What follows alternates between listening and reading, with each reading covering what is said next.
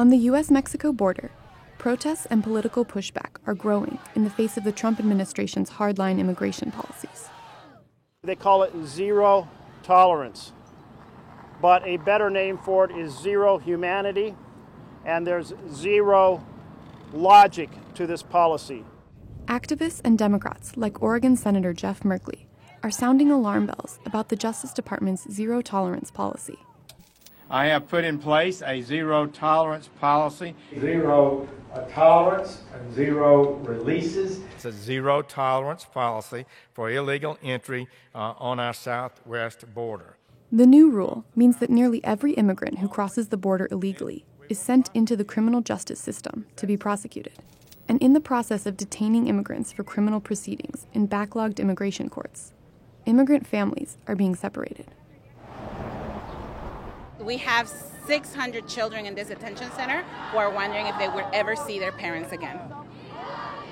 The Rio Grande Valley is caged between checkpoints and a border wall, and so the issue of family separation has happened along the Rio Grande Valley for many decades.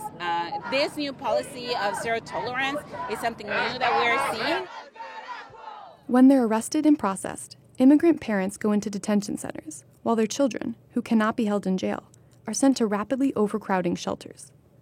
These shelters, which are run by nonprofits or the Department of Health and Human Services, are usually used to house unaccompanied minors. But as the zero tolerance policy increases the number of families trapped in criminal proceedings, more and more children with parents in federal custody are being sent to these secretive centers.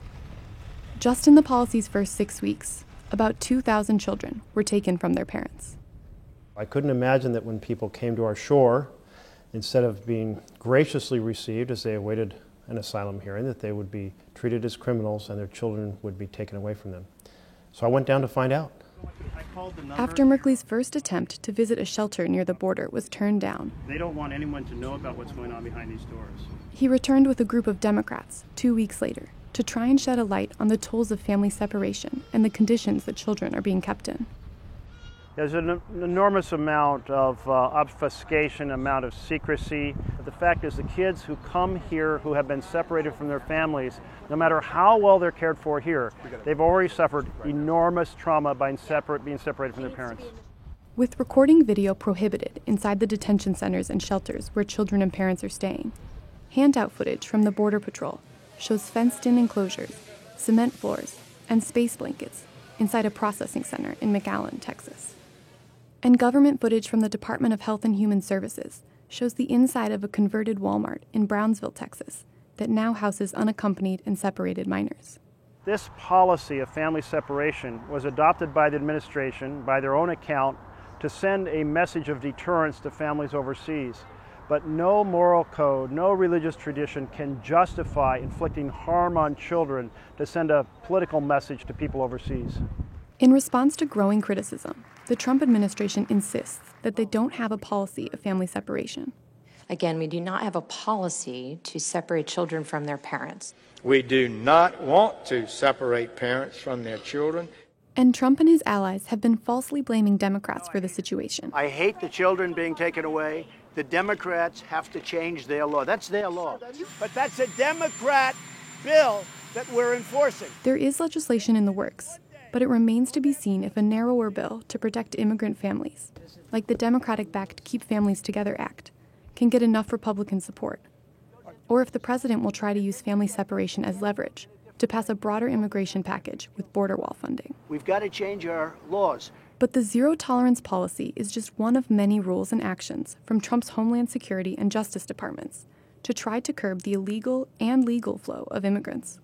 They've ended the federal requirement for all asylum seekers to receive a full hearing from an immigration judge before their case is decided. They've imposed a 700-case quota on already overloaded immigration judges. They've tightened the asylum rules to exclude those fleeing criminal and domestic violence. And they've slow-walked or rebuffed arriving asylum seekers, something that has pushed some immigrants to cross the border illegally instead of legally seeking asylum. I have noticed a steady process of trying to dehumanize immigrants. That's always dangerous, to dehumanize any group. After all, again, we should understand this as a nation in which so many of us are descendants of immigrants. Very few of us are not. All of the Trump administration's actions create a web of pressures and pitfalls for immigrants fleeing violence and looking for a better life in the United States.